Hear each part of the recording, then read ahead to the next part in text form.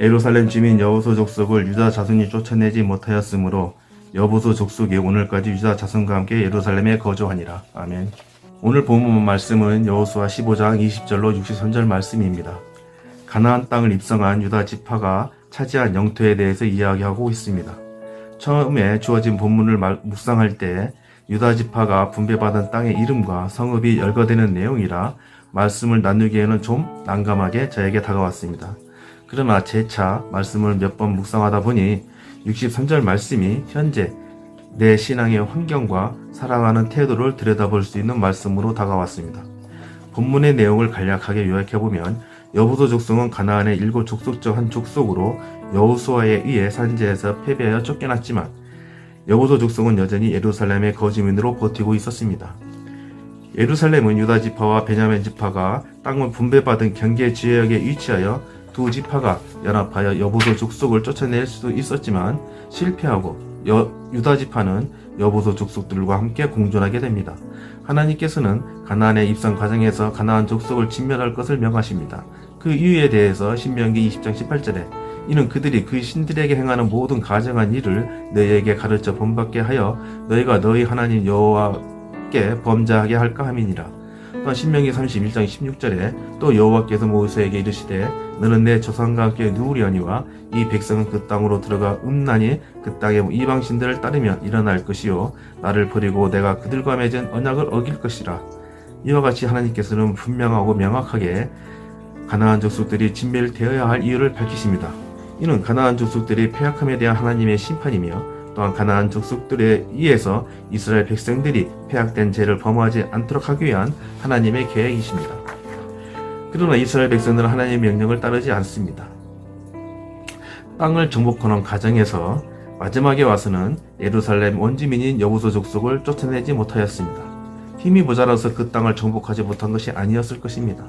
어쩌면 그들이 보기에 많은 땅을 차지하는 가운데 저거 하나쯤이 하는 생각이 들 수도 있었을 것입니다. 그리고 그들은 여호수 사람들과 함께 살아왔습니다. 세상적 관점에서 보면 평화로운 공주니 그들로 하여금 타협하게 했을지도 모릅니다. 그러나 이는 앞으로 오실 메시아의 조상인 유다 지파의 치명적 실수가 되고 맙니다. 저는 63절 말씀 중에 오늘까지의 여호수 족속이 유다 자손과 함께 예루살렘에 거주하느니라에서 기록된 말씀 중에 오늘이라는 표현은 저자가 여호수아를 기록한 시점일 것입니다. 적어도 다윗에 의해 여호수 족속들이 쫓겨나고 예루살렘을 완전 정복하고 이스라엘이 수도를 정하기 전의 시점임에는 분명하지만 지금 우리가 살고 있는 현재 오늘 이 시점에서 보면 지금의 이스라엘의 상황과 비슷하다 할 수 있습니다. 예루살렘은 동서로 나누어 동쪽에는 가자 지구와 더불어 팔레스타인들의 자치 지역으로 최근까지도 분쟁과 다툼으로 중동의 화약고로 불리는 현재의 시점에서 성경에 기록된 오늘의 연속성이 나타내주는 듯 합니다. 이렇듯 여호수 족속을 남겨둔 결과는 유다에게 또 이스라엘 백성에게 큰 영적 손실과 큰 타락을 가져왔습니다.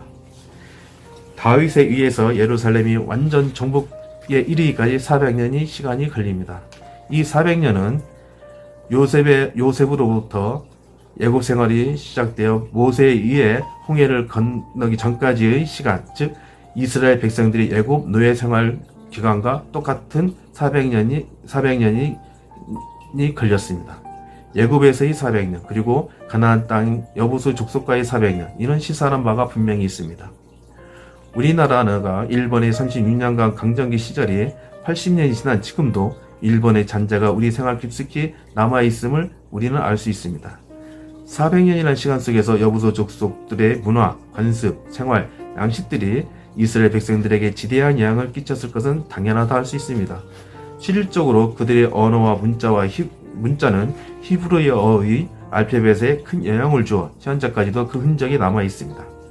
애굽에서의 400년은 하나님께서 이스라엘 백성들이 홍해를 건너 가나안에 입성하기 전까지 광야에서의 40년이라는 시간 속에서 모세를 포함한 애굽 땅에서 살아온 1세대를 철저히 배척하시고 정화된 이스라엘이 여호수아를 중심으로 새로운 세대들을 가나안 땅에 입성시키십니다.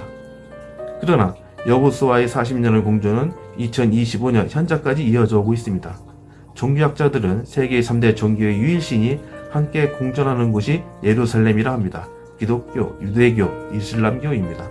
특히 유대교는 메시아의 조상인 유다 지파의 후손들에 의해 만들어졌으며 다윗의 후손이 이 땅에 오신 예수 그리스도를 인정하지 않고 있는 것의 시작점은 바로 이때 여보소 족속들과 400년의 공존에 의해서 형성된 고착화된 폐악한 우상, 그리고 관습, 생활 방식 등 틀에 갇힌 사고 방식 때문이라 할 수 있습니다.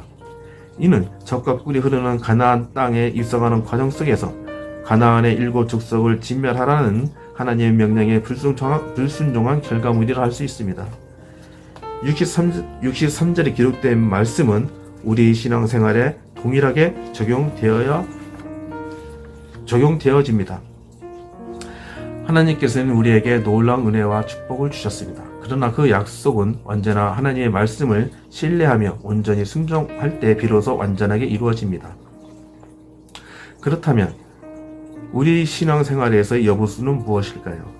이번 주일 예배 때 대림절 첫 설교의 말씀의 주제는 순종이었습니다. 이 말씀을 통해서 모든 하나님의 자녀들의 신앙생활에서의 고착화된 여부수는 이해와 두려움이라고 할 수 있습니다. 첫 번째 이해는 저는 이렇게 해석했습니다. 내 자신을 합리화시키는 것입니다. 합리화란 인간 중심, 즉 인본주의적 사고방식으로 이성적 판단으로 살아가는 것입니다. 하나님을 유일신으로 믿고 예수님을 중심으로 사랑하는 것이 신앙이요, 또한 교회에서 함께 예배 공동체로 살아가는 것이 신앙인의 태도요 순종의 첫 그림입니다. 이해하고 이성적으로 판단하고 행동하려는 것은 하나님과 타협하고자 하는 합리적으로 자신을 방어하려는 매우 이기적인 종교인의 자세라 할 수 있습니다. 두 번째 두려움은 이 세상이 주는 권력과 돈, 명예와 육신의 정의에서 시작된다 할 수 있습니다. 어떠한 일을 순종하고 행하여질 때 그 결과물에 대해 생각을 할 수가 있습니다. 근데 문제는 이 결과물을 세상의 잣대로 평가할 때 세상적으로 손해본다는 것이 두려움으로 크게 작용한다는 것입니다.